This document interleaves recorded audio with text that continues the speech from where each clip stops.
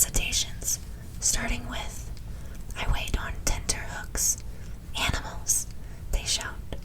Animals, I think. Horse, one says. Monkey, says the other. Back and forth it goes. Cow, shouts the first. Tiger, cries the second, because a moment of hesitation ruins the rhythm and ends the game. Pony, kangaroo, mouse, lion, giraffe.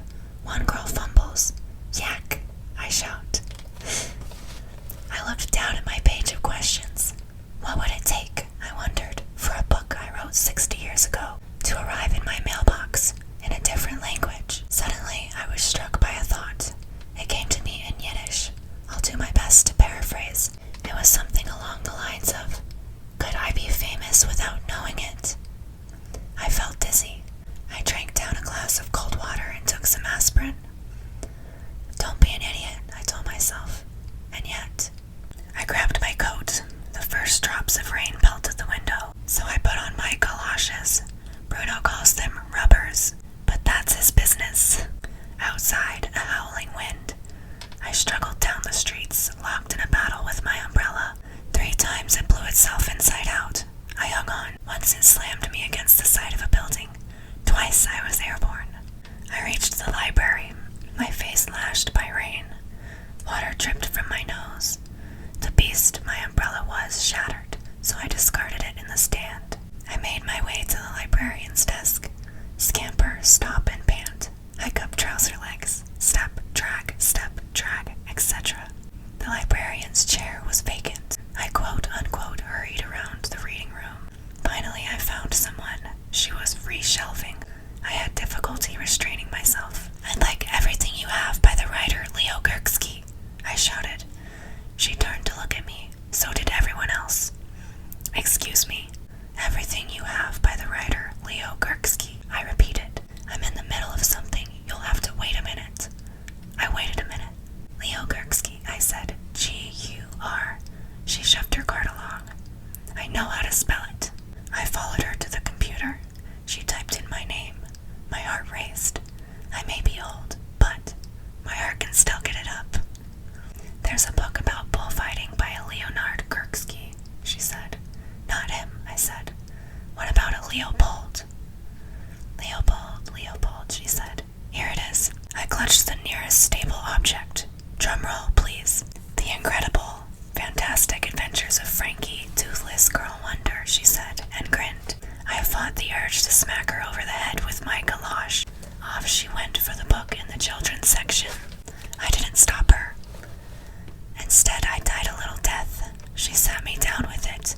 Enjoy, she said. Once, Bruno said that if I bought a pigeon, halfway down the street it would become a dove. On the bus home, a parrot, and in my apartment, the moment before I took it out of the cage, a phoenix. That's you, he said, brushing some crumbs that weren't there from the table. A few minutes passed. No, it's not, I said. He shrugged and looked out the window. Who ever heard of a phoenix, I said. A peacock, maybe, but a phoenix, I don't think so. His face was turned away, but I thought I saw his mouth twitch in a smile. But now I couldn't do anything to turn the nothing the librarian had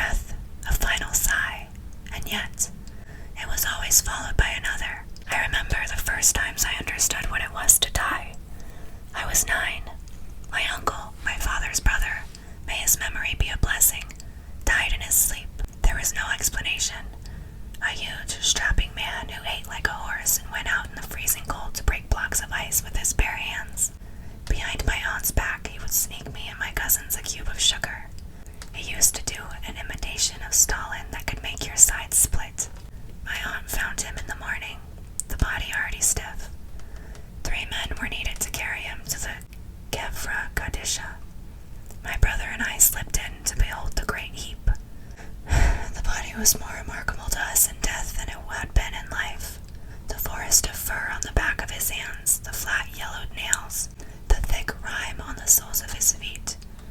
He seemed so human, and yet horribly not. Once I came in to bring my father a glass of tea. He was sitting with the body, which couldn't be left alone for even a minute. I have to go to the bathroom, he told me. Wait here until I come back. Before I could protest that I hadn't even been bar mitzvahed, he rushed out to relieve himself. The next few minutes passed like hours. My uncle was laid out on a slab of stone the color of raw meat with white veins. Once I thought I saw his chest rise a fraction and almost shrieked. But it wasn't only him I was afraid of. I was afraid for myself. In that cold room, I sensed my own death. In the corner was a sink with cracked tiles. Down that drain had gone all the clipped nails, hairs, and grains of dirt washed from the dead. The faucet had a leak, and with every drip I felt my life ebbing away. One day it would be all gone. The joy of being alive became so concentrated in me I wanted to scream. I was never a religious child, but suddenly I felt the need to beg God to spare me as long as possible. When my father came back, he found his son on his knees on the floor, with eyes squeezed shut and knuckles white. From then on, I was terrified that I or one of my parents were going to die. My mother worried me the most. She was the force around which our world turned. Unlike our father, who spent his life in the clouds, my mother was propelled through the universe by the brute force of reason. She was the judge in all of our arguments. One disapproving word from her was enough to send us off to hide in a corner, where we would cry and fantasize our own martyrdom. And yet, one kiss could restore us to princedom. Without her, our lives would dissolve into chaos. The fear of death haunted me for a year. I cried whenever anyone dropped a glass or broke a plate. But even when that passed, I was left with a sadness that couldn't be rubbed off. It wasn't that something new had happened. It was worse. I'd become aware of what had been with me all along without my notice. I dragged this new awareness around like a stone tied to my ankle. Wherever I went, it followed. I used to make up little sad songs in my head. I eulogized the falling leaves. I imagined my death in 100 different ways, but the funeral was always the same. From somewhere in my imagination out rolled a red carpet, because after every secret death I died, my greatness was always discovered. Things might have gone on like that. One morning, having wasted time over my breakfast, and then stopped to examine Miss Stanislawski's giant underwear drying on the line, I was late to school. The bell had rang, but a girl in my class was kneeling in the dusty schoolyard. Her hair was braided down her back. She was cupping her hands around something. I asked her what it was. I caught a moth, she said, without looking at me. What do you want with a moth? I asked. What kind of question is that? She said. I rethought my question. Well, if it was a butterfly, that would be one thing, I said. It wouldn't, she said. It would be another thing. You should let it go, I said. It's a very rare moth, she said. How do you know? I asked. I have a feeling, she said. I pointed out that the bell had already rang. Then go in, she said. No one's stopping you. Not unless you let it go. Then you might have to wait forever. She opened the space between her thumbs and looked in. Let me see, I said. She didn't say anything. Can I please see it? She looked at me. Her eyes were green and sharp. All right, but be careful. She lifted her clasped hands to my face and parted her two thumbs a half-inch. I could smell the soap on her skin. All I could see was a little bit of brown wing, so I pulled on her thumb to get a better look. And yet, she must have thought I was trying to free the moth, because suddenly she clapped her hands shut. We looked at each other in horror. When she peeled her hands apart again, the moth jumped feebly in her palm. One wing had come off. She made a little gasp. I didn't do it, I said. When I looked at her eyes, I saw they were filled with tears. A feeling I didn't yet know was longing clenched my stomach. I'm sorry, I whispered. I felt an urge to hug her, to kiss away the moth and the broken wing. She said nothing. Our eyes were locked in a stare. It was as if we shared a guilty secret.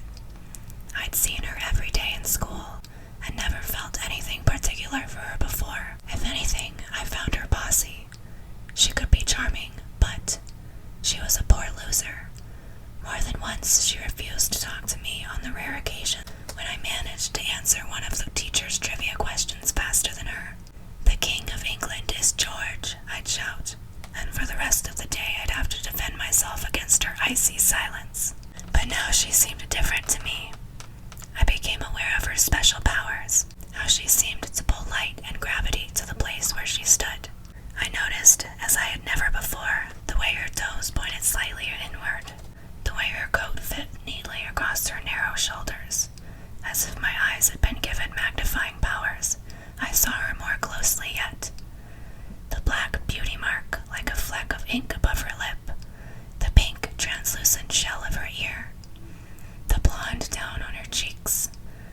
Inch by inch, she revealed herself to me. I half expected that in another moment I'd be able to make out the cells of her skin as if under a microscope, and a thought crossed my mind that had to do with the familiar worry that I'd inherited too much from my father. But it didn't last long, because at the same time that I was becoming conscious of her body, I was becoming aware of my own. The sensation almost knocked the breath out of me. A tingling feeling caught fire in my nerves and spread.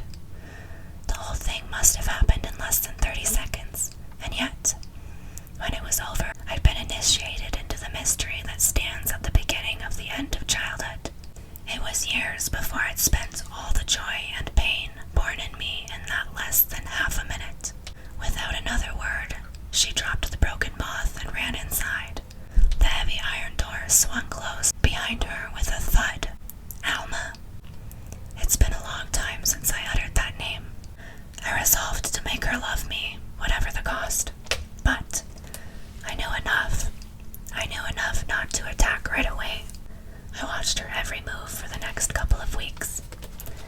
Patience had always been one of my virtues. Once I hid for 4 whole hours under the outhouse behind the rabbi's house to find out if the famous tzaddik who'd come to visit from Baranowitz really took shits like the rest of us.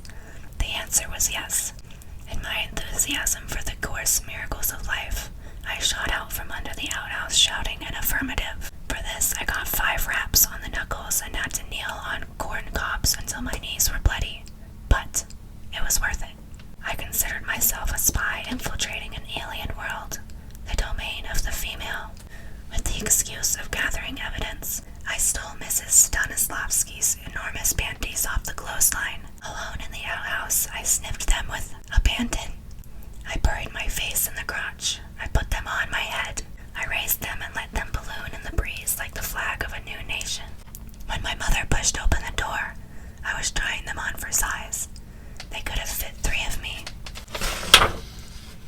With one lethal look and the humiliating punishment of having to knock on Stanislavski's door and hand back her underwear, my mother put an end to the general portion of my research. And yet, I continued in the specific. There, my research was exhaustive. I found out that Alma was the youngest of 4 children, and her father's favorite. I knew her birthday was the 21st of February, making her older than me by 5 months and 28 days.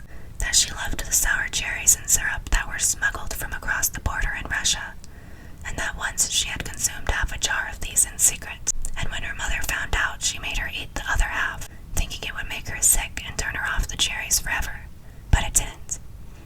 She ate the whole thing up and even claimed to a girl in our class that she could have eaten more. I knew that her father wanted her to learn how to play the piano, but that she wanted to learn the violin, and that this dispute remained unsettled, with both sides standing their ground until Alma got a hold of an empty violin case. She claimed to have found it discarded by the road and started carrying it around in her father's presence, sometimes even pretending to play the phantom violin, and that this was the straw that broke the camel's back.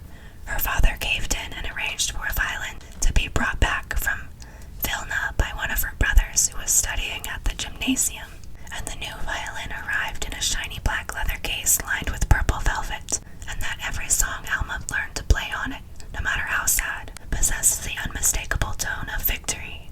I knew, because I heard her play while I stood outside her window, waiting for the secret to her heart to be revealed to me with the same ardor with which I'd waited for the great Sadek's shit. But it never happened. One day she marched around the side of the house and confronted me.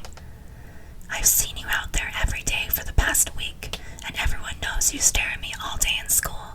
If you have something you want to say to me, why don't you just say it to my face instead of sneaking around like a crook? I considered my options. Either I could run away and never go back to school again, maybe even leave the country as a stowaway on a ship bound for Australia, or I could risk everything and confess to her. The answer was obvious. I was going to Australia. I opened my mouth to say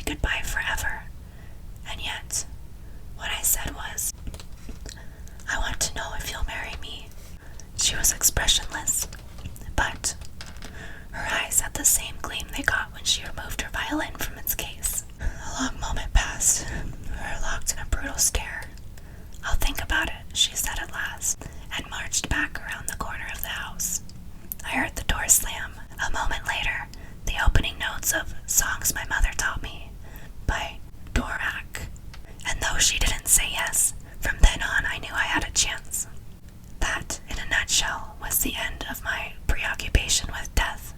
Not that I stopped fearing it, I just stopped thinking about it. If I had any extra time on my hands that wasn't spent thinking about Alma, I might have spent them worrying about death. But the truth was that I learned to put a wall up against such thoughts. Each new thing I learned about the world was a stone in that wall, until one day I understood I'd exiled myself from a place I could never go back to. And yet, the wall also protected me from the painful clarity of childhood, even during the years when I hid in the forest, in trees, holes, and cellars, with death breathing down my neck. I still never thought about the truth, that I was going to die. Only after my heart attack, when the stones of the wall that separated me from childhood began to crumble at last, did the fear of death return to me, and it was just as frightening as it ever was. I sat hunched over the incredible, fantastic adventures of Frankie, Toothless Girl Wonder by Leopold Kirksky, who wasn't me. I didn't open the cover. I listened to the rain running through the roof gutters. I left the library. Crossing the street, I was hit head-on by a brutal loneliness. I felt dark and hollow. Abandoned, unnoticed, forgotten, I stood on the sidewalk, a nothing, a gatherer of dust. People hurried past me, and everyone who walked by was happier than I. I felt the old envy. I would have given anything to be one of them. I'm gonna stop there for today. I'm so out of it, I literally forgot to film an outro just now. I stopped filming before saying, I'm gonna stop there for today, like everything I normally do. I've filmed 20 of these, and this is the first time I'm like super out of it. Thank you so much for watching. If you made it this far and you enjoyed this, please give it a like, and make sure to subscribe to my channel if you're not already. And hit that notification bell, so that way you're notified when I come out with the next parts. There's still going to be quite a bit left in this, and it's just now starting to really come together. If you don't know, I'll link a playlist below of all of these in order so you can keep up with the whole story and know what's going on and know how it's coming together. But yeah, I hope you're all doing well. I hope you know that you are loved, and if you don't feel loved right now, know that you are deserving of them. And one day you will have it. I'm putting that into the universe. We will all have the love we will deserve. Whether it's right now or it's a time in the future. Or maybe we have it already and the timing isn't right. Whatever it is. Whatever you're doing, have a good day, good night, good evening. Bye, guys.